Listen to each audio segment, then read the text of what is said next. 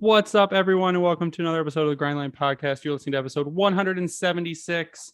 I am here tonight with Ryan, but also with our favorite bald prospect analyst, Tony Ferrari, who is with Sports Illustrated and the Hockey News. How are you doing tonight, Tony? I'm good. I'm happy to talk prospects and dive into some more options at Detroit's pick. You're on your yearly podcast slash video tour. I just watched your Woodward Sports one today, and it was actually really good. Oh, thanks, man. I put on a tie for that one, and I was like, oh, I'm gonna look nice because I know it's on video, and then it's for the Red Wings, and then immediately they made fun of me for wearing a tie, so I felt great about it right away. Like, what the fuck, usually they look like Peter Greg right now. I'm just like, I'm never wearing a tie again. It's fine. Yeah, one of them usually is in a tie. Somebody's in a tie most days, I think. I think it's Armani. Yeah. Art is when you get on any video with Art, he's wearing a polo, and Danielle is wearing a t-shirt normally for Word on Woodward. So yeah. You looked very spiffy though. Oh, thanks, man. But tonight we have Tony on to talk about the draft. As we know, the Detroit Red Wings pick 8th overall this season. But we kind of want to get a little news out of the way first. The Detroit Red Wings signed Elmer Soderblom to his 3-year entry-level contract. Tony was a big proponent of the Elmer movement. It's going to be one of those guys. Lord Elmer to you. Yeah, Lord Elmer, the behemoth, shadow of the Colossus. But he's going to be one of those guys, I think, and we talked about it a little bit, that if he comes in and is a third-line winger, that's a huge win for the team. Because, I mean, literally and figuratively, a huge win for the team. Mm-hmm. Yeah, like he's a guy that anybody that's really getting ahead of themselves and they're like, oh, this is a second line player, or maybe he's on the first line and he does some dynamic stuff. And it's like, you're insane. First of all, I love you, but you're insane. But no, like this is a bottom 6 guy that's going to come in and do some fun stuff because he's 6'7" with incredible hands and moves like I do on the ice. So it's going to be really fun to watch. But at the end of the day, like his ceiling is still fairly limited. But where he was drafted, like the Wings are going to be laughing just the fact that he's even worth signing at this point. Yeah, and I think, and I'm going to give him a ton of credit because he has come a very far way from where he was drafted to even this last year, his development kind of just took off. And he really, when he was out there, it seems like he was in command of his game. Now, that being said, his game is not an elite level game, but what he can do, he does very well. So I think he'll be your kind of good third line role player. And in his role is going to be being really big. And we've seen him, he's got hands, he has a decent shot. He's got some good dangle, but like you said, he's got a deceiving shot, I think is the more appropriate. Yeah. He's been okay up and tight, but he's kind of slow. I mean, in kind of meaning very, because he's so big. And it's not like his skating is bad. It's just that his skating is slow. Yeah. So I like I said, happy if he's a third liner. And that's, I think, what you should expect is bottom 6 guy out of him. But I do think he'll make the NHL roster. I don't think there's any doubt that he will. Just probably not this season.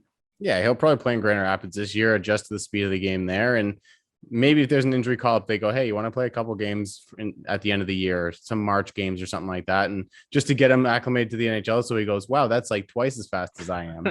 And then he can go in the summer and hopefully get a little bit more speed and kind of come to the NHL the year after. Yeah, Dylan Larkin's a big proponent of that, the Power Edge Pro. So they'll throw him right into the Power Edge Pro and see if he can get his feet moving a little faster. But the main focus on what we want to talk about tonight is the draft. So like I said, Red Wings pick 8th. This draft, I think, is kind of snuck up on us real quick because normally I'm more prepared like, let's say today's the 9th. I'm more prepared like a month ago.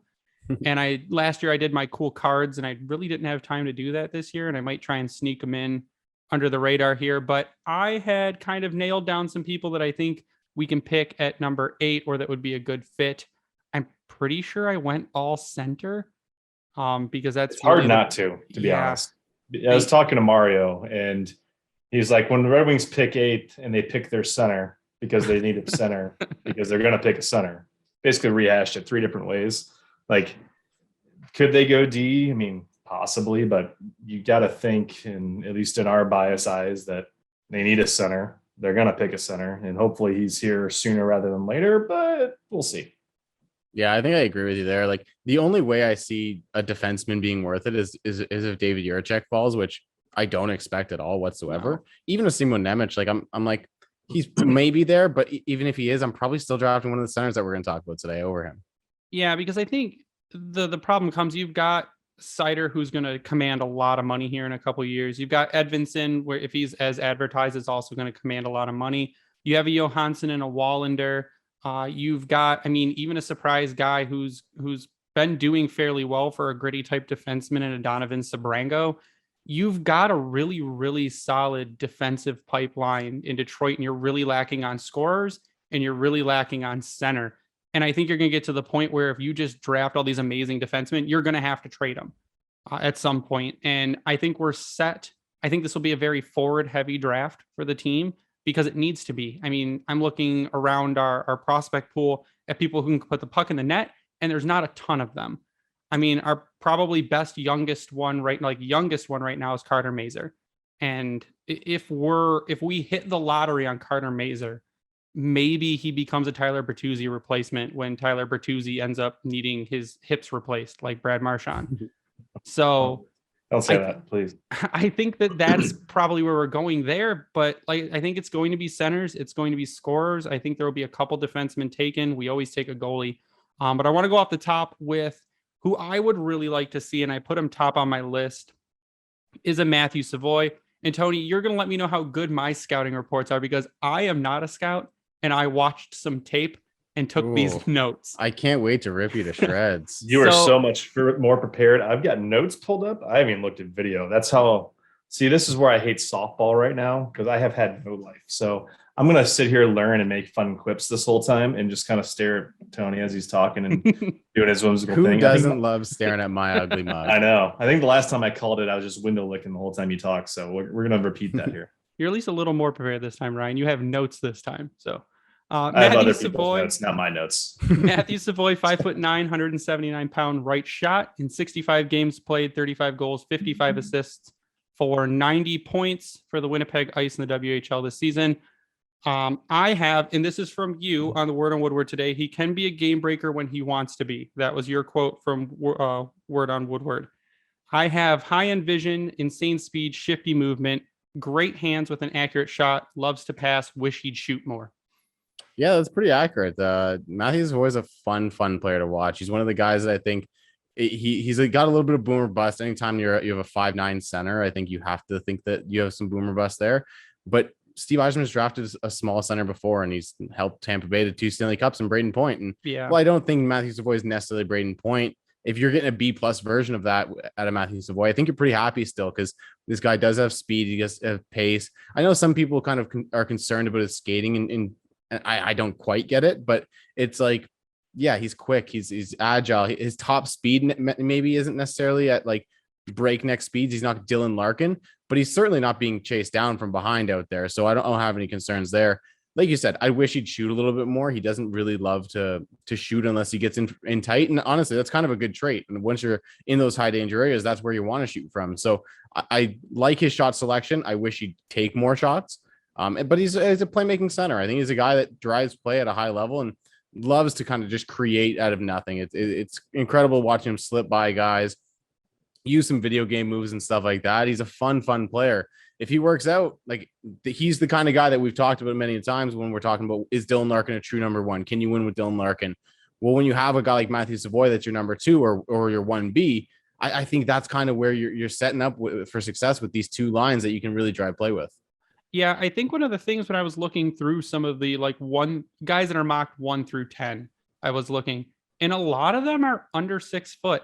And it seems to be a smaller first round, or at least top half of the first round this year. And I think we've seen that that's okay. Like you've said with Braden Point, a smaller guy. Alex DeBrincat, a smaller guy that can score goals and buckets. Look at the reemergence this season of Johnny Gaudreau, a smaller guy that can fly up the ice and score. So I think if the skill outweighs the size, you're more than okay. And especially with someone like Savoy, I said part of the thing I saw was he's pretty elusive. So if he sees someone coming, he's got good vision, he can get out of the way. He's not going to get stuck. I think one of the other things I saw was he probably needs to get a little better at his board battles, at getting in and getting out. But I think it's a guy who can come in the WHL. I look at points in the WHL and I go, okay, how much defense is played? Yeah. But I think he's a guy who can come in. He could be a 1B for Dylan Larkin eventually, and he's gonna put up some points. So I think Matthew Savoy is pretty high on my list. Where is he on your list? Where do you have him listed? On my final board here, that'll be out next week in full. It'll be the full glory will be there. He's number 6 on my list, so he's right in that range of where I'd like to take him for Detroit. He's probably him and a guy that I don't know if we're going to talk about, Brad Lambert, are probably my top 2 picks for the Detroit Red Wings, but I love what Savoy does. Like you said, sometimes he can get himself into trouble, especially in those board battles. But at the end of the day, he's the guy that skates himself into pressure and usually figures out a way out. Sometimes he doesn't. And WHL out of the 3 CHL leagues plays the best defense. If we're talking about the QMJHL, there's no defense. Yep. But the Dub is a decent enough league defensively that when you look at a guy that's 5'9", I feel much more confident with a 5'9" guy coming out of the WHL than I do out of the O or the Q. Ryan, do you have any notes? I mean, everything I've looked up on, it's what Detroit needs, and a lot of things you just touched on. They need guys that can make things happen. We've got a couple, but it doesn't always happen out that as we've seen these games play out. I mean, when Larkin's on the ice, we're just praying that something's going to happen. Same with Burt and Raymond, but of course that was their top line for most of the season. When Raymond's got there, when Sider had the puck, we're like, okay, we know what he's probably going to do with it. But after you got past that, I mean, you could argue that Fabry would do something on occasion. Zadina, if he wouldn't get out of his own way, they lack this type of playmaking potential. I mean, granted, the expectation would be that at 8, that's what they're going to get. But this is a name that, even with my lack of overall prospect knowledge, that keeps popping up for what Detroit might be looking for and or needing. And it's, yes, he's 5'9", but we've seen the last couple of years, like we go back to DeBrincat. I feel like that's where kind of the change started happening, where you're getting these smaller guys that have skill. They know how to avoid the hits, I guess you could put it as, because of their hockey sense, because of the way they can move in tight. And if you get something like this, as long as he's making those plays, playing a 200-foot game, but he's also driving the offense, which is what Detroit severely needs, you can't go wrong. Tony, how far off do you think he is from NHL play? He's going to play in the WHL again next year. I think he probably needs half a season in the AHL at least. Mm-hmm. But I think realistically, he's one of the guys that you might have to wait a little bit longer than some of these other guys. Like, he's not going to be in the league as fast as Shane Wright or Juraj Slavkovsky, but when he gets to the league, I think he has a higher upside than those guys even. So at least offensively.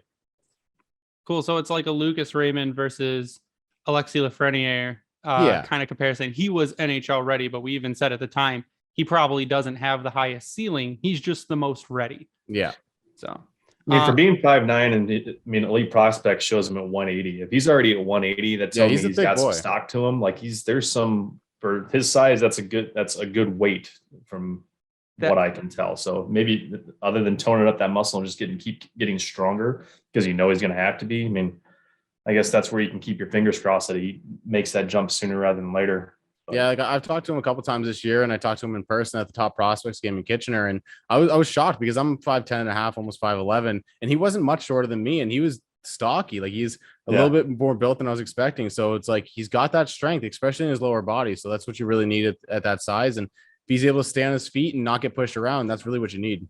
So you're saying that he'd be a good person for the Dylan Larkin Hockey Butt fan club? Yes. Oh yeah. Okay, there we go. See, he's in. Sold. Draft him now. The Word on Woodward's graphic had him listed at 280 pounds. And I said, whoa, that can't be right. That's a bowling ball. And no, he is 100. I think Elite Prospects has him at 179. Yeah. So the next guy we want to talk about is Brad Lambert. Brad Lambert is 6 foot, 183 pounds, right shot. In 50 games played, he had 4 goals and 7 assists for 11 points, split between the JYP under 20 and pro at the and the Lati Pelicans in Liga. I have that his numbers are super deceiving. He's one of the best skaters I've seen. Deceptive movements, high IQ, and extremely technical. He could be easily knocked off and has weaker board play. Sometimes he misses opportunities by trying to do too much himself. But everything else I've seen from Brad Lambert is his skating. In what I saw, I actually watched a skating breakdown of him. There is almost no upper body movement when Brad Lambert skates, and his strides are like, his skating was described as perfect. He is the perfect skater, and he has the super high IQ and technical skills to go with it. And like I said, the numbers, like we had talked about, Lucas Raymond's numbers coming out of the SHL when he was drafted were not great, but that's because of the situations his team put him in. So I think Brad Lambert could be another one of those situations. Yeah, I think the first thing you got to start with is the situation he was in. Like you said, you got to look at a guy like Brad Lambert with context, a little bit of nuance. And at the end of the day, I think you watch Brad Lambert this year with Yippee Veskila, and on the junior team, he was the best player on the ice every time. You watched him at the World Juniors, albeit only 2 games. He was the best player on the ice every game, no matter who the Finns were playing. So he's a guy that can take over a game and be that dominant force. When you watch him with the men's team and with the Yippee team, it was a little concerning because that team didn't put him in his position to succeed at all. He'd play on the first line for one shift. He'd be on the fourth line. He'd be at the third line. And at the end of the night, he ends up with 11 minutes on 4 different lines. And you're like, how can this guy ever get comfortable?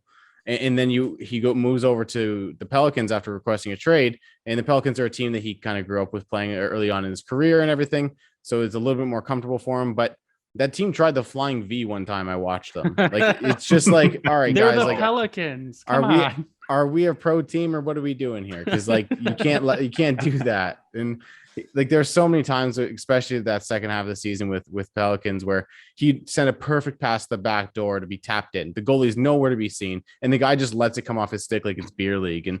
Or there'd be a moment where he'd be streaking through the neutral zone, going east-west and opening himself up for a perfect pass. And instead of passing it to him, the defenseman would just bomb it behind him and let it go down to the ice and get it for an icing call. There were so many moments where it's just his team let him down with that Pelicans team specifically, that you were like, all right, he's doing everything right. Like he's doing so many things. And this is what I argued in Lucas Raymond's draft year as well. When you watch the process that this guy goes through on every shift, he's doing the thing you want him to do. It doesn't help that he doesn't have anyone else on the ice with him. Other than at times it felt like beer leaguers, like the guys on, especially the Pelicans, no offense to them. They're extremely supreme athletes compared to myself, but they're guys that aren't ever going to be at the NHL level. They're guys that aren't ever going to be able to kind of advance past this level. And even at that level, they weren't on a good team. Like they were a bad team for a reason. So putting all the pressure on Brad Lambert, he got more minutes there. He got more opportunity, but he also had less to work with. So I think this is a guy that is going to be an extremely, extremely good player at the NHL level. Like I think you look at him, if he ends up on the wing, you end up with a William Nylander style player, maybe with a little bit more playmaking and a little bit less of a shot. But I mean, I don't think anyone's going to complain about that guy, especially because I do think Brad Lambert sticks at center. So he on my board, he's 4th right now. He's pretty high, or 5th, sorry, on my board right now. He's really high. That's higher than almost anyone else, I think, other than maybe Will Scouch has him. But this is a guy that you bank on those tools, and you're going to get a grow player, because 5 years from now, like, we're going to be looking at this draft and going, wow, I can't believe he went 27th or 24th or something like that. You and Scouch both have him at 5. The next highest is McKean's and Sportsnet at 8.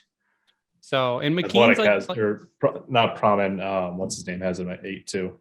Yeah, McKean's the last few has been pretty accurate for that. So, I mean, I'd take him at 8. The only way that the flying V works is if the entire crowd chants win, win, win while they're going down the ice. And what you're telling me is a JYP coach is basically the Liga version of Jeff Blashill, where he just blends the lines consistently. He loved it. Brad Lambert, for what it's worth, Brad Lambert's uncle is Lane Lambert. So there's also ties there between Steve Yzerman, Lane Lambert. Now Brad Lambert's like 6 degrees to Kevin Bacon. Yeah. We're going to try and get that going. But I think Brad Lambert size. I think the size works in his favor. 6 foot, 183 pounds. So he's a taller guy. He kind of fits the size profile of a Steve Yzerman guy. But like you said, the technical stuff is there. And if you're doing everything right and your partners can't score, or the other people on your team can't score, that's not your problem. Mm-hmm. So I would be more than happy with Brad Lambert at that pick. Again, so center. With his situation over there in Europe, I mean, is this a guy that you could see he just signs his ELC early to make his way over here? Just because I know that there's that new agreement with Europe, that's the NHL. Yeah, but I'm sorry. That's the SHL. He's in. Is it SHL specifically? Oh, I'm sorry. I thought that was more broad stroke. So nope. So basically, if the Wings were to pick him, their best case scenario is to sign him immediately to get him out of that shit show. Right? Yeah, that'd be my first choice. I'd sign him right away, and I'd go, do you want to go to the WHL, where I think his rights are owned by Regina or Saskatoon? I can't remember. Go to Regina. But at the same time, I'm looking at a guy like Brad Lambert, who's played pro hockey for the last, at least parts of the last 3 years. And I'm like, the AHL looks like a great spot for you. You want to play there? Play in Grand Rapids. You're nice and close. We can have our hands-on developmentally with you the whole time. Once a week, we can send a coach down or Sean Horkoff can be down there all the time with him and doing that stuff. For me, Brad Lambert seems like the perfect pick for Detroit if they're willing to take that swing, because you have the situation where you can bring them over. You have the situation where you have the development staff. They've shown the ability to develop players with Detroit. And this is a guy that plays a high octane game that Detroit wants to play. So I think he'd be an awesome pick. You get him into the AHL next year with Grand Rapids, and then you put him in the NHL the year after, and you're probably going to be looking at a guy that might compete for the Rookie of the Year again. Now, do you think there's any way they call up Rogla and say, hey, we drafted this kid. Do you got any room on your roster? Like they kind of like Sider had to do. Yeah, I think that's a possibility, certainly, if he's more comfortable staying over in Europe for a year. But this is a guy that has played over here in some of his early teenage years or late like childhood years. So he's a guy that is comfortable being over in Canada, being over in the United States, and being over here. So I think it wouldn't shock me if they do something like that, but it probably depends on what his contract situation is. I think he has no contract after this year, though, so it's pretty wide open. That's what I was curious about. There was actually a contract in place. I would assume that just looking at the elite prospects, he's gone from JYP to Pelicans. So maybe it was maybe a 2-year deal. I guess that'd probably be best case scenario in terms of his situation. Because, I mean, you think about where Grand Rapids was at last year and the year before, they're hurting for some skill, no matter the age. If you can bring in a guy, any of the guys that we're going to talk about, somebody like that right out the gate, especially if they're European and they're trying to make their way over sooner rather than later, I really don't think they can go wrong. I mean, it's going to be a hell of an adjustment, of course. Like, we'll see how Soderblom does with guys trying to run him every shift. I'm excited. I'm ready for Red Wings things other than just, a random signing. I want a damn coach, first of all, but yeah. Now I think to help Brad Lambert out, and I generally say don't put a ton of stock into international play, but if you look at his production with the Pelicans, where he had 4 points in 25 games, and then you look at his production at the under 20 World Juniors, where he had 5 points in 2 games, I think that kind of shows you what he can do when he has quality teammates and is put in the correct situations. He can put up points. And I think Lucas Raymond did a similar thing. Lucas Raymond at the juniors put up points. And when he went back to Frölunda, he was getting 9 minutes a night and didn't really have a chance to put up points. So I think that's kind of Brad Lambert in a nutshell. Surround him with talent. He's going to produce because he has the skills to do it. The next one I have on my list, Tony, is Marco Casper. He is 6'1", 187-pound left shot. In 58 games played, he has 13 goals and 11 assists for 24 points between Rogla Jr. and Pro, majority in the Pro. You had mentioned on Woodward that he is probably NHL ready now. My notes say smooth skating and transitions with a rocket of a shot and decent edge work, but seems a bit heavy. When I see him do his turns, he just seems heavy. He has heads-up vision, is confident with his hands and deking ability, and while calm under pressure, he can sometimes be knocked off the puck easily. That was my scouting report on Marco Casper. Well, I think you were very nice to Marco Casper, and I think all of those things are fairly accurate. The biggest problem I have with Marco Casper is maybe also his biggest asset. It's, do you want an NHL player? Draft Marco Casper. Because this is a guy that I have no doubt he's going to be an NHL player. He'll be a first or second line center. Maybe he goes to the wing. I doubt it, but because he does play a pretty decent two-way game and he fits in the middle of the ice. But there's no really upside to be that first line center. There's no really, we talked earlier about Matthew Savoy or Brad Lambert being a guy that can kind of be that 1B or even push Bill and Larkin to be the 1A. Marco Casper's not going to do that. He's going to very securely be that second or third line guy. Ideally, he'd be a third line guy at the next level, but at the same time, he's a guy that I think could come over next year and probably be a decent enough player to play in the top 9. I think he's a guy that could reasonably play in the top 9, middle 6 for the next 10, 15 years and be a reliable two-way player who can chip in offensively from time to time. But you're looking at a guy that I think probably tops out at 55, maybe 60 points, where these other guys that we talked about and a couple of the guys we're going to talk about next, they have the ability to score 70, 80 points at the NHL level. I think that's where you're really sacrificing things with. But at the same time, we talked about how Matthew Savoy is a risk. We talked about how Brad Lambert's a guy that maybe he doesn't ever really find that production and whatnot. Like that, those risks are all there. Marco Casper, you're pretty much guaranteed to get what you get, and you're not worried about it. At the same time, like I said before, my philosophy at the draft, and I think Steve Yzerman has this too, after what we've seen him draft like the last few years with Detroit, draft for the top 6, draft for the top 4. If they don't make it like that, then their odds are they're going to be a bottom 6 player or they're going to be a bottom pairing player. And if they're not that, then they fall out of the lineup and stuff. But at the end of the day, you got to draft for those top end guys. You got to fill the top of your lineup with draft picks and fill out the bottom of the lineup with the guys from free agency and trades and waiver signings and stuff, because you don't get the high skill guys in a trade generally. You don't, and when you do, you have to overpay. Same thing with free agency. Look how great Toronto's situation is with John Tavares right now. Like it breaks like, your heart. Yeah, it's like great. Like we have John Tavares, but like also, damn it, we have John Tavares, and you're in that situation now. So I think you got to go for and draft those guys, develop them yourselves, and build your team through the draft, and then supplement your team outside of that. And I think that's the biggest thing with a guy like Casper's. I love him. I think he's going to be a fantastic player. I have him probably lower than most people at the back end of my first round, and he's a guy that's going to get drafted way higher than I would draft him. And I think that's the biggest problem. So is he, the way we're kind of talking about him right now, where he kind of just jumps up out of nowhere almost, would you say that, because you said he's probably an standard NHL guy, do you think he's like comparable to Mason McTavish last year, where he was kind of going back and forth, and now he's kind of, this is kind of where I'm seeing Casper, where some have him high, some have him more bottom of the first round, like you said. Recency bias, Ryan. Yeah, I know, but that's, I think what you're getting at there is like, is he a guy that teams look at and go, that's a safe pick? And I think that's true. I think with Mason McTavish, I think there's a little bit more offensively there than a guy like Marco Casper, but I do think Marco Casper is the guy that everyone's looking at right now in the top 10, top 15. And they're like, oh, like we're going to get an NHL player. So a team like the New York Islanders or something, like they look at a Marco Casper and they're like, that's our boy. We have a bunch of second liners and that's how we built our team. And I don't think Stevie builds the team like that. So I think he's probably might avoid it. If he does draft him, I'm going to trust it, because every time he drafts somebody, they end up being way better than anyone expects. So if you have a team full of second liners and your entire team is second liners from top to bottom, you're the Minnesota Wild. But I mean, it's love it. I think that I looked at it, and it's a lot of people are on the Casper train, and I will put a lot of it into recency bias, because he did have a good World Junior Championship. Yeah. He played great internationally. He's playing for a good team in Rogla. He has had 6 points in 13 playoff games in the SHL.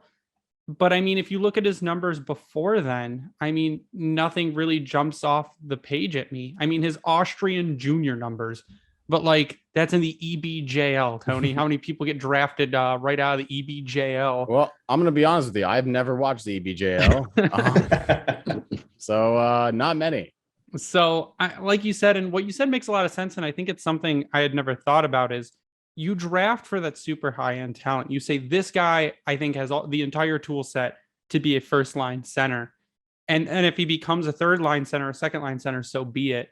But you don't draft a guy saying this guy has the entire tool set to be a middle 6 guy in your first round. My example is always, I go back to a Toronto draft where they took Tyler Biggs, and at the draft, he was described as an elite third line center. And I'm like, great, he's not making the lineup, and he never did. So like, it's one of those things where I can never justify drafting for the bottom of my lineup. Was that a first round pick for Toronto? Oh, baby, was it ever. What number was that? I want to say 21 or 24. Got drafted as an elite third line center at 24. It just made my life wonderful. Oh, man. All right. So the next one is a name that I am sorry. I say it in my head consistently, and I don't even think the Wings have a chance of it happening, but weirder things have happened. When Zadina was drafted, I didn't think he was going to drop. When Raymond was drafted, I didn't think he was going to drop. Juraj Slavkovsky, and I think I said that perfectly the first time. 6'4", 218-pound left shot in 42 games played, 11 goals and 17 assists for 28 points between TPS Turku, U20, and Pro in Liga, including 7 points in 18 playoff games. My notes are glowing. A dangle machine with soft hands and huge stick range, a creative playmaker that uses his size to his advantage and is great at creating space and holding onto the puck. Great board battle skills due to his size and stability. but he's only an average skater with decent vision. Those were my two downsides. Was his skating's not great and his vision is only decent.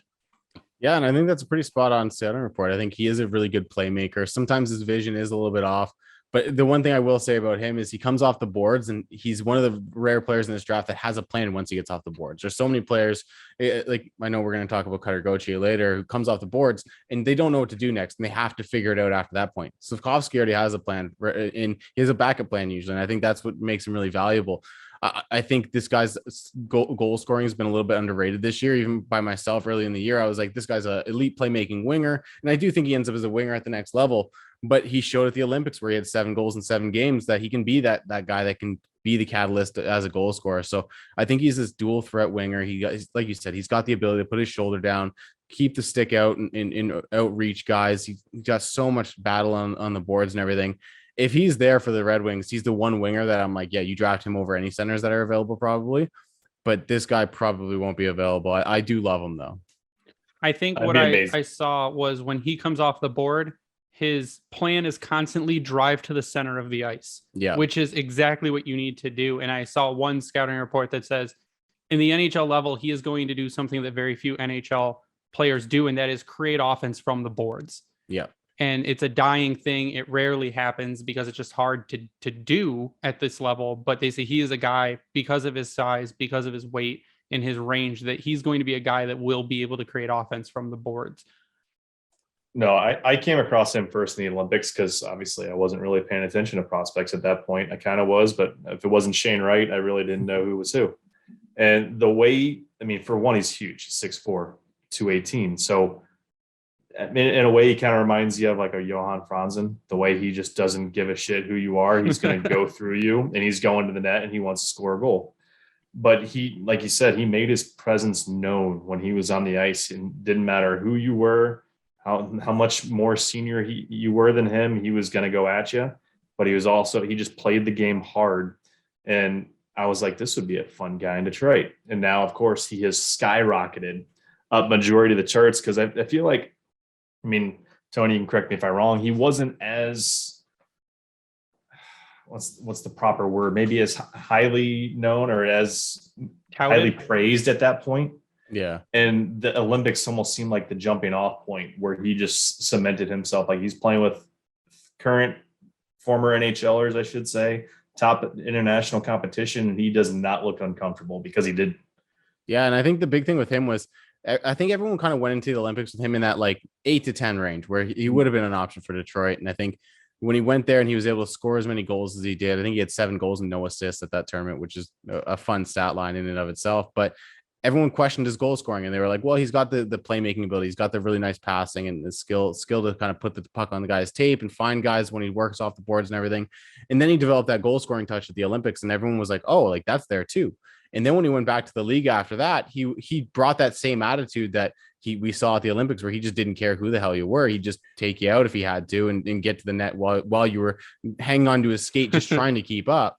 And he took that to the Liga, and he started playing even better there, and he started producing more there. I think towards the end of the year, he was just over a half point a game, which was actually like twice as much as he was scoring before the Olympics. So it was almost like that Olympics gave him that confidence boost. And then the rest of the season, he just carried it with him. And like, he's a guy that, like I said, I think he's number 3 on my board right now. I'll be shocked if he doesn't go number 2 or 3 at the draft.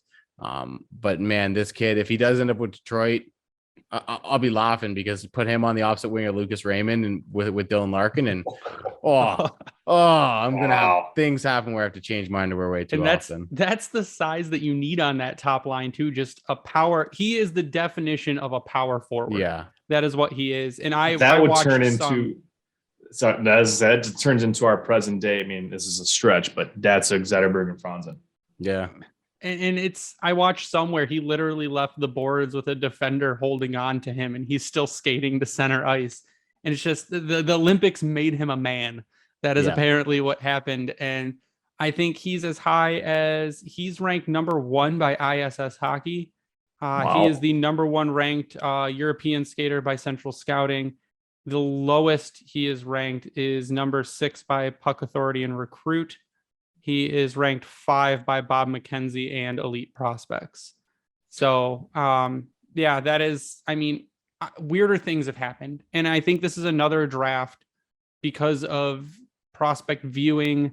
I think this is the first one where people had so much time off and now they're back to like a full schedule and they're shaking the rust off and they're getting out there, and players that hadn't played in a season or had played in weird situations are back to trying to get back to normal. And I think maybe after Shane Wright, this one maybe goes a little sideways, and it wouldn't be weird to me.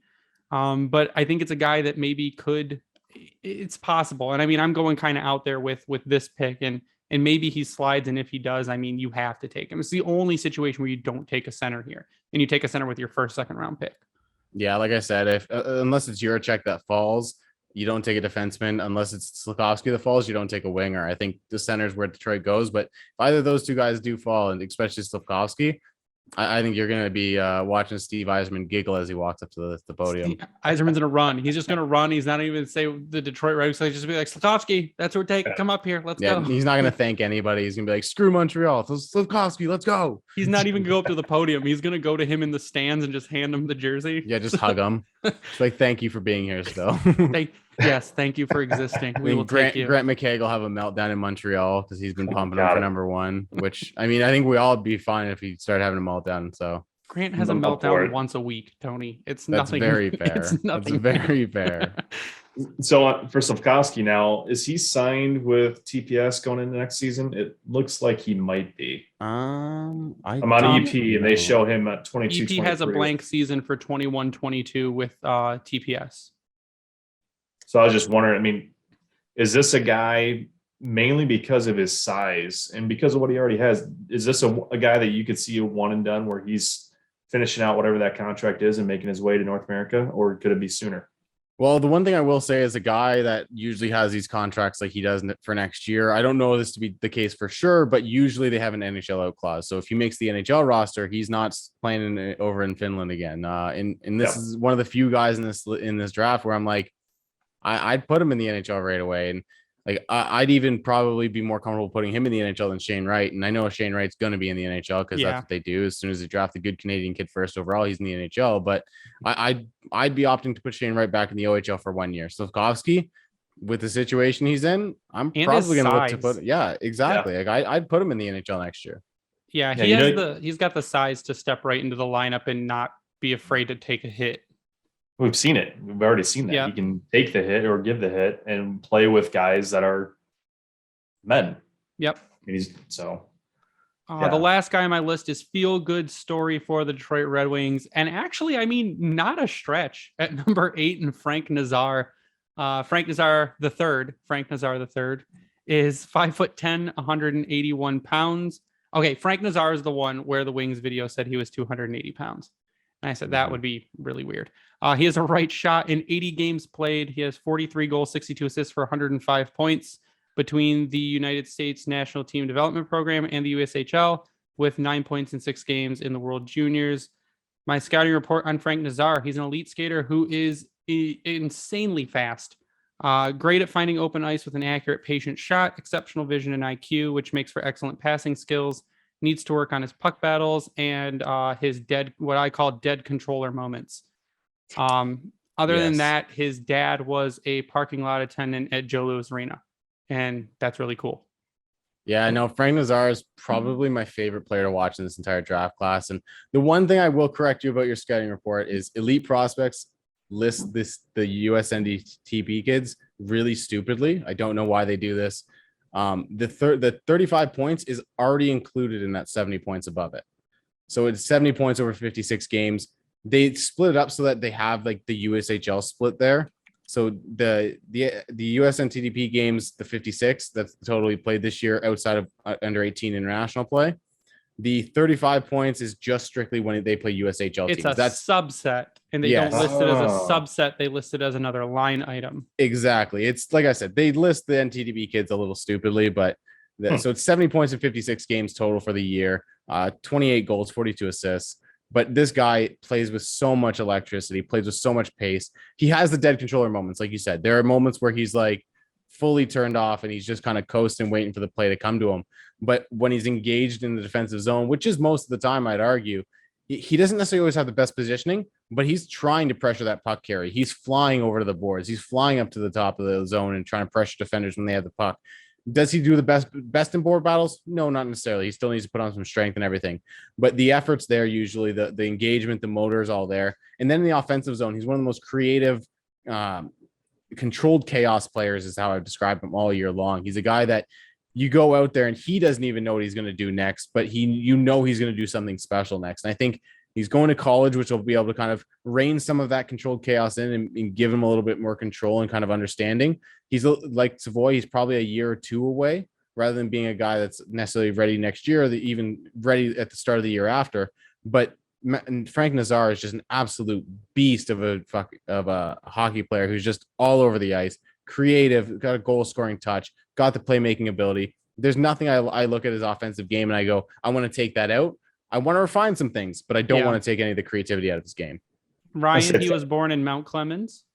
I know that's in Michigan. I don't know where the hell it's at though. It's about 5 minutes from my house. Okay. But he is going to Michigan. He is going to U of M, so a program that will absolutely let him refine his skill, and he'll probably only be there for a year. But like if you look at Matthew Savoy and you like Matthew Savoy's skating, now Matthew Savoy has incredible acceleration. Like he can blow past people, but he doesn't have that high top end speed. Frank Nazar has the acceleration and the speed. And I think he is either as fast or faster than Dylan Larkin. Now he's a little smaller, which is probably why, but I mean, it's insane. In his vision, like some of the passes I watched him make are reminiscent of Jonathan Berggren style passes. Just sees the ice so well, sees the open areas so well. He makes space for himself because he sees the ice so well, makes space for himself. But the dead controller moments I saw is he in front of the net just lets someone lift his stick and just spins around. Or like you said, goes to the boards and doesn't win a battle and just coasts back. So I think that the highest he's ranked that I see right now is number 4 by Elite Prospects. And the lowest, Jesus Christ, Craig Button, 24. Yeah. Oh, I mean, I would again have zero problem taking him at 8. I wouldn't say he sounds like a prospect or a project, but he sounds like the type of guy, other than the fact that he's going to U of M, which we know that what they've pumped out the last several years. Elite hockey talent. No issues there. But he seems like a guy that if you put him out there training with Dylan Larkin, he will thrive. Yeah. Because the skills are already there. You get that work ethic going. You got another U of M boy over there with Larkin. You bring him and see what Larkin's doing. That's going to, I mean, he already elevates players that he is around on the ice.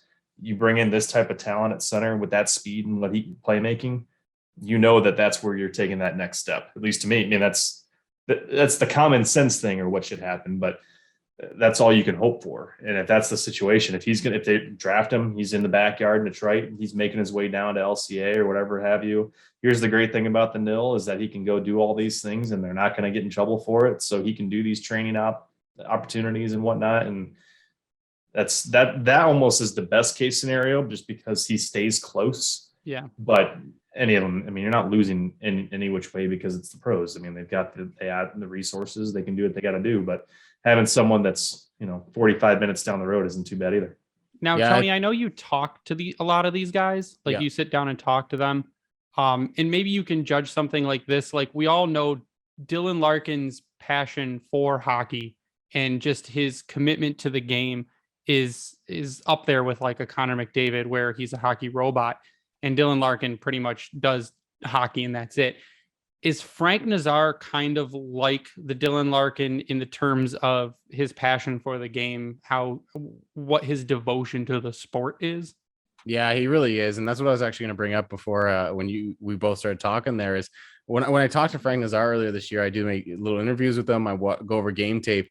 And I don't know if there was another player that was as excited to go over his own tape with me. And we were talking about plays and he was right into it. Like you saw him get close to the screen and he was ready to go. And he's like, oh man, I should have made this player. Oh, there was that there. I didn't see that open, but now that I'm watching it, I need to keep an eye out for that. And like, there was these little things that he was mentioning while we were talking that it was like, okay, this guy's fully engaged in doing what we're doing right now. And there's a lot of players that did a really good job with going over tape this year, but Frank Nazar was probably my favorite interview from the year so far. And he was able to kind of just go into it and get into full hockey nerd mode and talk about what he saw, what he wanted to do on a given play, why he made a decision. And there was very few players this year. It was probably him and Seamus Casey that really had that same ability to kind of diagnose their own play and be realistic about it. Be like I said, hey, I should have made this player. Oh, that guy was open. I didn't see him. I got to keep an eye out for that next time I'm on the ice. And it was incredible. And there was a few moments. I think Frank Nazar was the player I was interviewing, where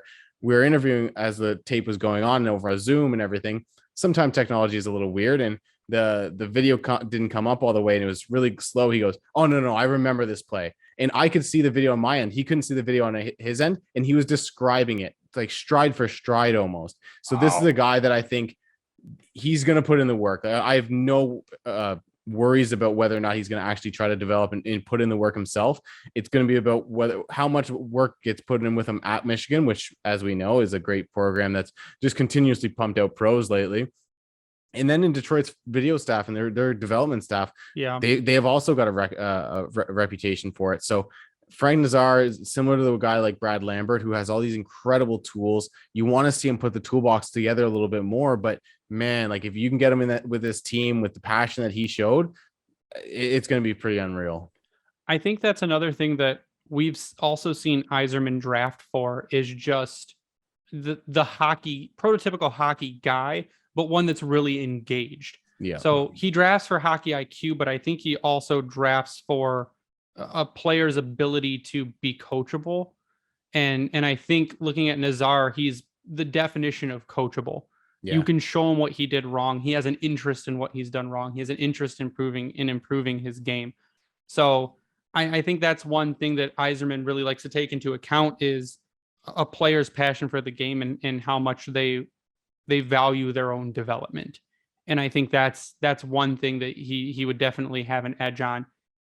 What's up? It's Greg here from the Grindline podcast with a message from Manscaped. Growing out your playoff beard, let that thing loose up top, but our friends at Manscaped are here to help you avoid a jumbo Joe downstairs. The global leaders in below-the-waist grooming want to save your hockey pucks from a slap shot in crunch time this playoff season. 4 million men worldwide trust Manscaped to prepare them for the Stanley Cup. Join them and go to manscaped.com for 20% off plus free shipping with the code GRINDLINE. Shaving your balls starts with a perfect package for your package, the Performance Package 4.0 from Manscaped. The Lawnmower 4.0 is waterproof and has a 400K LED spotlight when you need a more precise shave. The Weed Whacker nose and ear hair trimmer is also included in this package, which is also waterproof, uses skin-safe technology, so you can keep the unnecessary roughness on the ice where it belongs. There is no more pinching. There is no more pulling. There's no more crying because you're ripping out your nose hairs. Shaves them clean off with no issues at all whatsoever. The Crop Preserver is an anti-chafing ball deodorant to keep your balls sticking to your legs from end to end. No one will be chirping you anymore. The Crop Reviver is a spray-on toner for your balls. It's made with soothing aloe and witch hazel extracts that will give your balls a boost. Manscaped even threw in their Shed travel bag. Amazing bag, super soft, has just enough room for all the tools plus some extras. It's not too big. My problem is generally that the bags are too small and cannot fit everything, so I end up throwing extra stuff in a backpack. This bag is just the right size. The boys will be buzzing this Stanley Cup lineup from Manscaped. Get 20% off plus free shipping with the code GRINDLINE at manscaped.com. That's 20% off plus free shipping with the promo code GRINDLINE at manscaped.com. Don't be a goon fighting your bush with the wrong trimmer. Choose the right tools for the job this playoff season with Manscaped. Now, before we move on to this next section, and it's actually going to take two of our questions. So from Ethan on Twitter at Aggressive Viper, why should Detroit draft Cutter Gauthier if he's available, and why shouldn't they? And from Brandon at BK62, reasons for why you would or wouldn't take Cutter Gauthier at 8. If both he and Casper are gone before 8, who would be the best fit for Red Wings at center? I think we already covered that part, but Cutter Gauthier or Gauthier or whatever you want to call him has risen to prominence recently.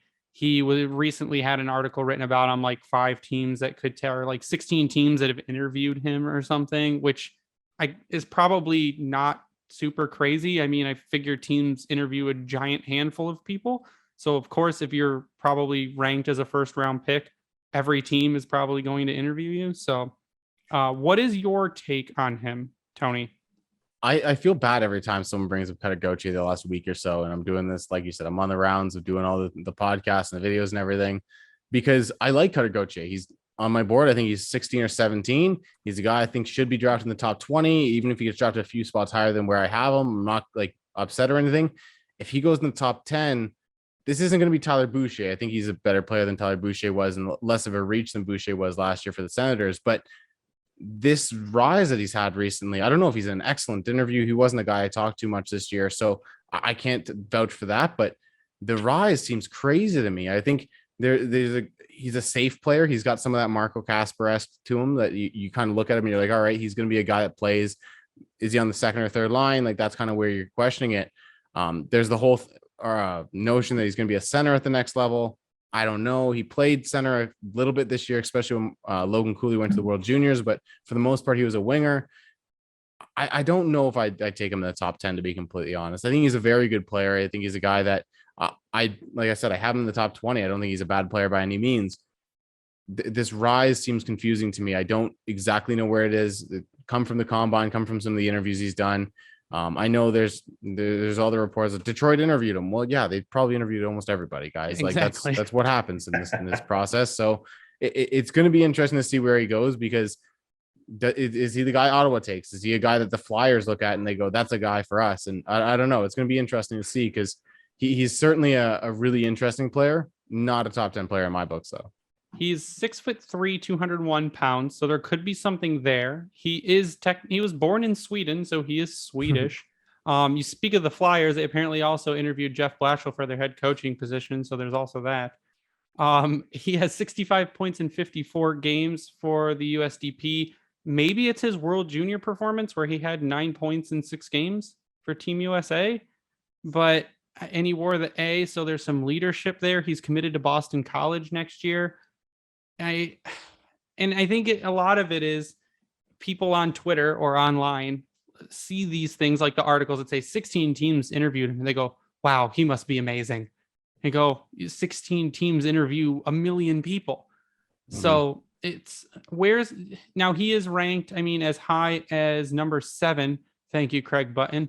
But as low as number 28 by the Puck Authority and 18 by Will Scouch. So where's he at on your board?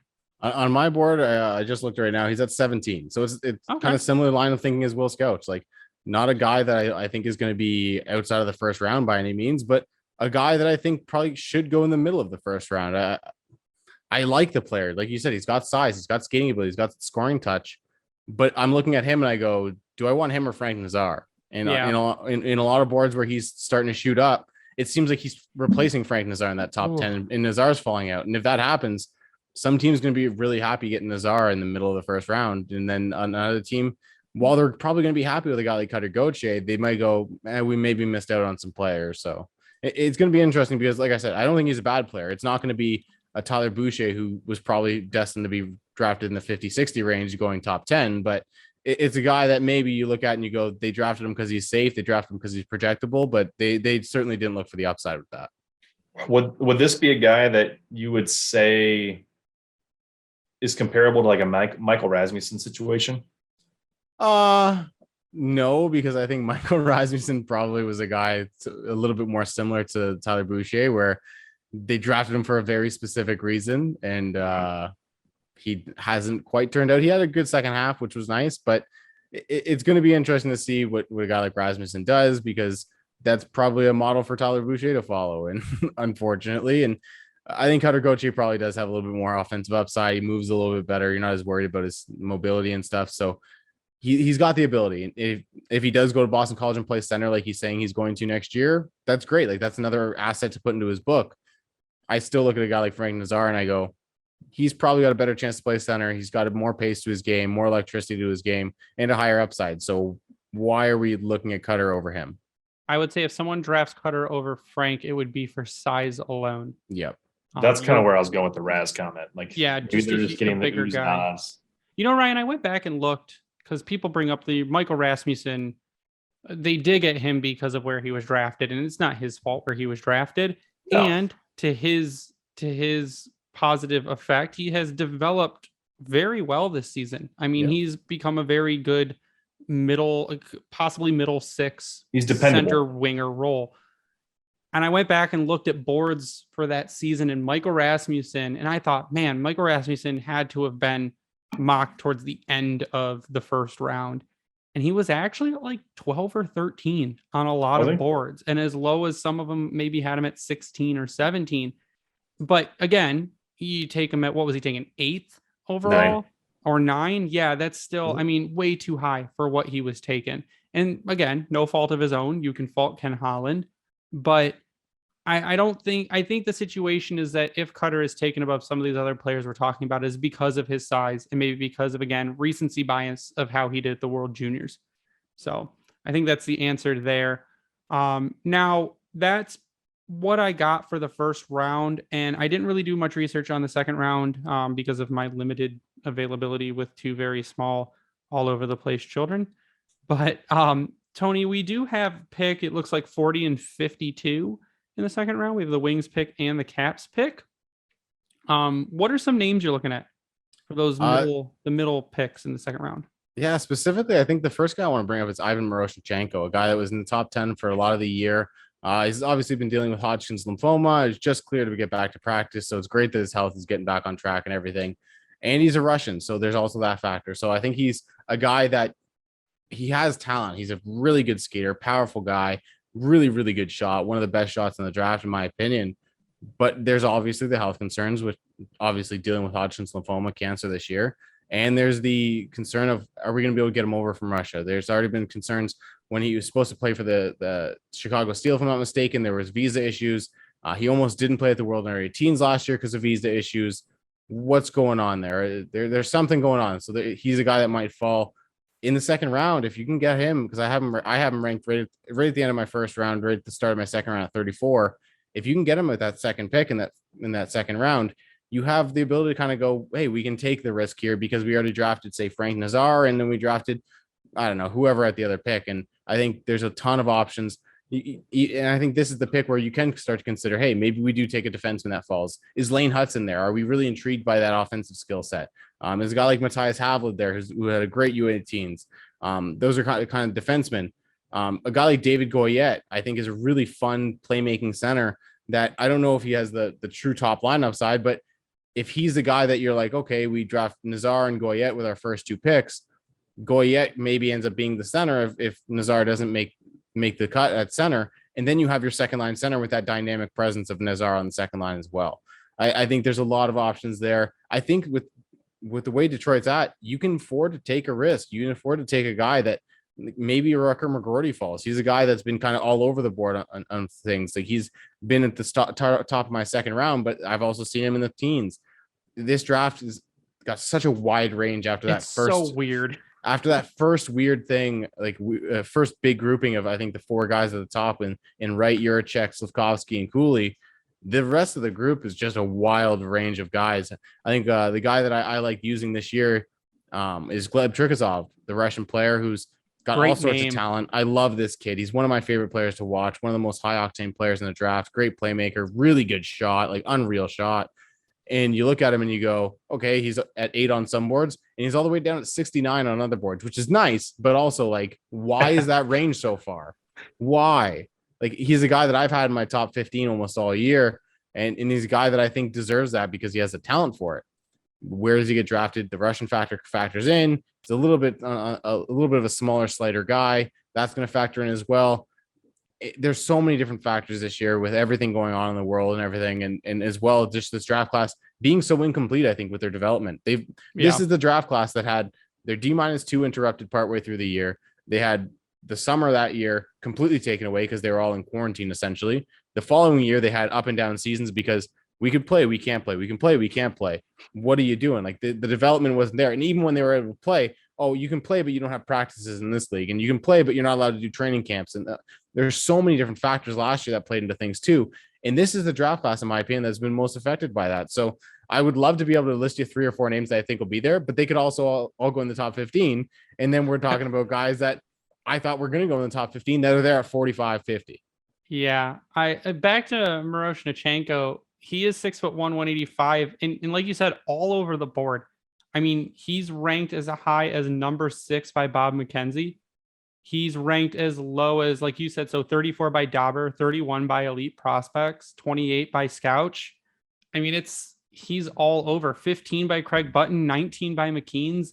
So I think he's a guy that could, and like you said, the Russian factor I think is going to be really big in this draft, where it's not that you don't want to take a player because they're Russian. It's that you don't want to take a player because you don't know if they'll be allowed to come over here.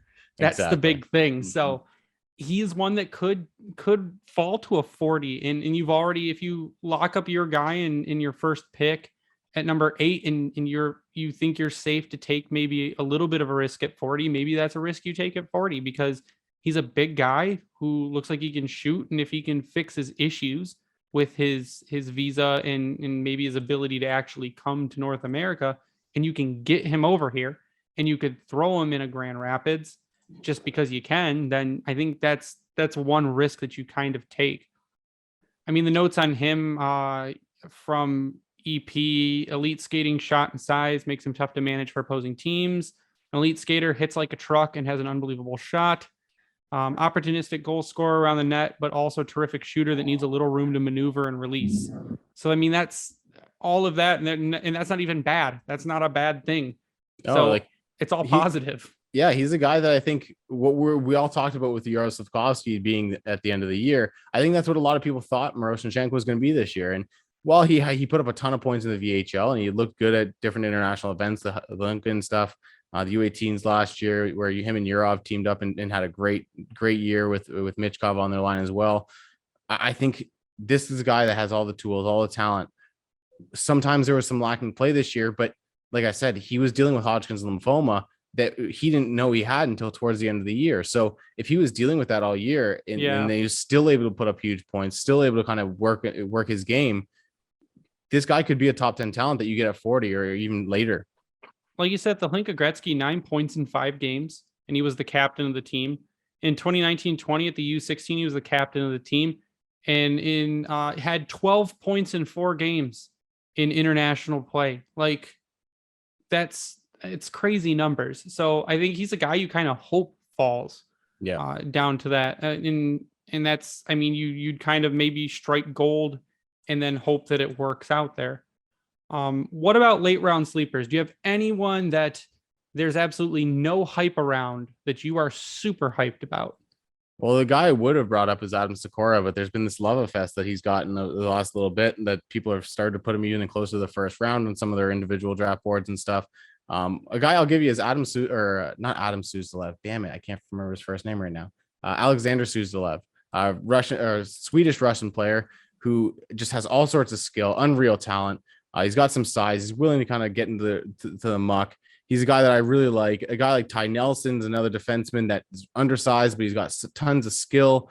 A guy that I think people had high in the first round to start the year. He's almost 200 pounds despite being 5'10". He's able to push guys around.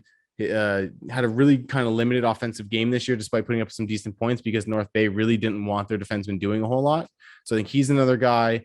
Like I said, Alexander Suzdalev, 6'2" winger. Devin Kaplan, I think, is a guy that doesn't get enough love from the U.S. national team. He does so many things well, and he's a guy that can kind of play up and down the lineup. Whenever they needed a guy to jump up on the second line, he seemed to be that guy, and he'd always put up good numbers there. He always drove play. His underlying numbers are really good. So I think Devin Kaplan's a guy that I think could get drafted 3rd, 4th, 5th round even, that you could get a legit top 40 talent out of. So is he like your Swiss Army knife style player? Like, he does a lot of stuff good. Yeah, he does a lot of things good, and he can kind of fill any role in the line. If you need him to be a goal scorer, he can chip in as a goal scorer. He's not an elite goal scorer by any means, but if he's the goal scorer on the third line, great. If you need him to be that workhorse, that Zach Hyman type player, that Tyler Bertuzzi type player, he can fill in on the second line and do that stuff. So he does a lot of really good things. I think he's probably the most underrated player on that national under-18 team. Ryan nods his head in agreement. Because we've reached the point where Ryan has no notes. That's what has happened. So the way I kind of want to end tonight, and I think we did this last time too, is I love to just Google draft eligible players and year and just scroll through the list and find names that I love. And I have a list of 6 great names in this draft. And most you've probably never even heard of. But there are some that you should have heard of because they are actually ranked. So, number 1, Luca Del Belbalaz. Luca Del Bel Belize. And What a name. it is a double hyphenated last name, and I need that on a jersey. Yeah, it's a fun one. And he's actually, I mean, ranked decently high. Yeah, he's a player. I think he's probably a second round pick. A guy that I think probably has more upside than a guy like Owen Beck who he played with, but doesn't necessarily have the assuredness of it. And I think like even I'm looking at my little blurb for him right now. I have him at 56 on my board, and I'm like a member of the draft's all name team. That's the very first thing I wrote about him. So best. yeah, he certainly fits the bill. That is what I go for. I'm like, I need a team of just names. Second on my all name team, which also has a ranking EP by everyone that's actually good. Alexanteri Kaskamaki. Yeah, he's a fun little offensive player out of Finland. I don't know how translatable his game is, and I think that's the biggest thing. He put up a ton of points, but he's kind of that guy that you look at and you go, man, he's going to be awesome in Europe for like 10 years. He's like an Otto Kivenmaki. A little bit bigger, but yeah, pretty similar kind of player. Yeah, he's ranked in the 3rd round by most people. So a 3rd rounder, and then if they work, they work. If the Red Wings want to go, now they had Martin Ferk, which I think at the time, and Christopher N, which were the shortest names in the NHL. We're going to go shorter with Matthew Ng. Yes, Matthew Ng. There's not a whole lot I've got about him because he's not really all that notable, but he's a guy I've seen a couple of times this year, and I'm like, well, he might get drafted in mid to late rounds, but he's not a guy I'm particularly super hyped about. I just need the jersey last name of NG, and that would again set the record for shortest name in the NHL. My 4th on my list, just because I love the name, Dennis Goodbog. Dennis Goodbog, noted murderer of people at the international events this year. What happened? Yeah, he crushed a dude, just absolutely took his head off. Really likes head hits. I think I've watched him 4 or 5 times this year, and 3 or 4 times he's had a head hit. So he's a guy that some NHL team's going to fall in love with because they will. Like kicked out of game type head hits, because I know how those. I think 2 of them, were kicked out of the game. Like Jacob Trouba style head hits. No, those are clean. Don't worry about it. He did play for the U18 Swedish national team, which makes me think he's at least okay. No, yeah, he's okay. Like, and I think 2 of those games he was thrown out. There is no ranking, no listed rankings for him. His father is Mikhail Good, whoever that is. His mother, Michelle Bog. 6 foot 287 pounds. So he's a bigger guy. Just a dirty guy, right? Yeah. So some NHL teams gonna take him at like 45. All right, let's see if you know this name for the all name team. Richard Roquelet Baldazar. I have no idea who that is. It's a fantastic name. He is Italian. I got one. That's the one that I loved it, and I want to look it up again because he comes. I think the town he is born in is also equally as hard to say as his name. But that is, he's an Italian player. He was born in, Sepsizentia, Romania. Oh, that is where he was born. Lovely town, great in the spring if you want to go there. He played for Hungary in the World Juniors for 1 game. Right now, he plays for the Halmstad Hammers in the J20 region in Sweden. That is a great team name too. But in 14 games has 0 points. But he is draft eligible, Tony, and he makes my all-name team. I'm going to circle back on him and hopefully he sneaks onto the end of my board. Good luck trying to figure out how to remember to spell his name. And then my last one for my all-name team is, and I blew this one up online because it's great. There's a lot of good kind of jokes you can make. His name is Love Palm. And Love Palm, it makes my all-name team as the latest entry.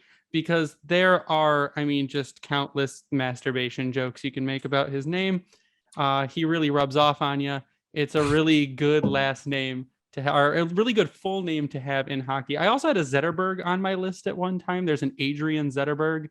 And I just thought for nostalgia purposes, we could draft another Zetterberg. Love palm. You could just make a hand with a heart in it, and there's your there's the t-shirt. There's your t-shirt right there. Then make really good posters that you could hold up at games. When I think of love palm, it's not a heart in my hand. It could. People would think it's all about love. Oh yeah, love yourself. It's a good name. Tony, did you have anyone else on your all names team? Ivan's the guy that I initially thought of when you brought up the all name team. Just the fact that he has... Ivan last season. No, I think he's still around. He's still draft eligible, so technically he's an overager, but he counts. Another one is Bryce McConnell Barker. I don't know why I like that name. It's just a lot of it rolls stuff off your tongue. Yeah, it's a long name that you don't think is going to sound good coming out of your name or coming out of your mouth, but it really does. It does. Casper Kulinomi. That's a good one. That's a weird one. Yeah, there's a few, but yeah, nothing on the level of Love Palm, that's for sure. Love Palm. I just want to see him succeed so badly, just for the broadcast alone, because you know whatever team drafts him, the color commentator is just gonna have jokes, and it's gonna be the best. I can't wait for him to score an unassisted goal. That's all I'm saying. I'm a big fan right now. Going through the list, Tyson Dick. Dick. YCK. Reed Dick as well. yeah. Reed Dick, a goalie for Swift Current, I think. One of the bad teams in the WHL. There was a goalie I had on my list, and I think I took him off. We were going through this with Sarah because she's like, give me the best names in the draft, and I had to go through. I'm like, okay, I got to do my draft name research. But we're gonna sign off for tonight. Tony, what do you got going on? My rankings will be out next week, so keep watching out for me to tweet those out. There'll be a top 100 with right up on every single player in the top 100, and then probably about 25 honorable mentions of guys that probably don't deserve to go in the top 100, but I think they'll be fun players to at least pay attention to in the draft. So you keep on that. I've got a mailbag, so go to my Twitter. I just tweeted out today, and you can ask me some questions on the draft. It'll be on the Hockey News, where all my other stuff is tweeted out there. And to follow me on Twitter, follow me at the Tony Ferrari. Real quick before we end, from the Swedish Five on Twitter at Guacamole1, Matthew Savoy or Brad Lambert? Brad Lambert. Okay. Ryan, final thoughts. A lot of smart people like Tony make me feel so much better to listen to, because it makes my life easy as a fan first to be like, wow, there's a lot of good players out there that we'll probably never see in Detroit or in the NHL, but they're cool to talk about. And there's a lot of detail that you bring to it. And every time you're on here to talk to us, Tony, I appreciate it. It's fantastic. So yeah, we love having you on. You are by far our favorite analyst that we talk to. I can't wait to tell Will Scouch he's garbage. we actually got Will Scouch to give us quotes for our cards last year. So he was nice to us, but you're more interactive and much nicer. No, Will's a friend of mine, so I'm gonna trash talk him regardless. So my final thoughts are gonna be, let's go Bolts. Fuck you, Rangers. That's gonna be my final thoughts, because I want to see a Tampa Bay Avs final. That would be absolutely phenomenal. We'd like to give a shout out to the Hockey Podcast Network. Actually, you can also follow me on online at Bringing the Wing, and our podcast online at Grindline Pod. Then we like to give a shout out to the Hockey Podcast Network at HockeyPodNet for hosting us and spreading our podcast around. Same with Vintage Detroit, which is the best place to get all of your Detroit jerseys and any kind of apparel you want to get. It's close to authentic as you're going to get, and the people are absolutely amazing. If you use the promo code GRINDLINE at manscaped.com, you get 20% off your order plus free shipping. If you use the same promo code at Bring Hockey Back, you get 12% off. And at Howie's Hockey Tape, you get 10% off. If you go to redbubble.com and check out our merch shop right now, we are doing a t-shirt in support of Vladimir Konstantinov and trying to get him money for his extended care, which the state of Michigan is trying to take away from catastrophically injured people. We also have a change.org petition to try and reverse that decision. But if you go there and you buy a shirt, 100% of the proceeds from that design are going to go directly to Vladimir Konstantinov's care. But that's going to do it for us tonight. Again, thank you, Tony, for coming on. It's always a blast having you on, and we learn a ton. And then I get to put on my scout hat and give my mediocre scouting report, so it makes me feel good inside. They were all at least 80% right this time, so you're doing a good job. That's a B-. It's beautiful. I love it. It's like average in high school now. So good. You are the Marco Casper of draft analysis. Thank you. At least I'll make it somewhere. But that's going to do it for us tonight. So for Ryan, I am Greg. You stay classy, Hockey Town.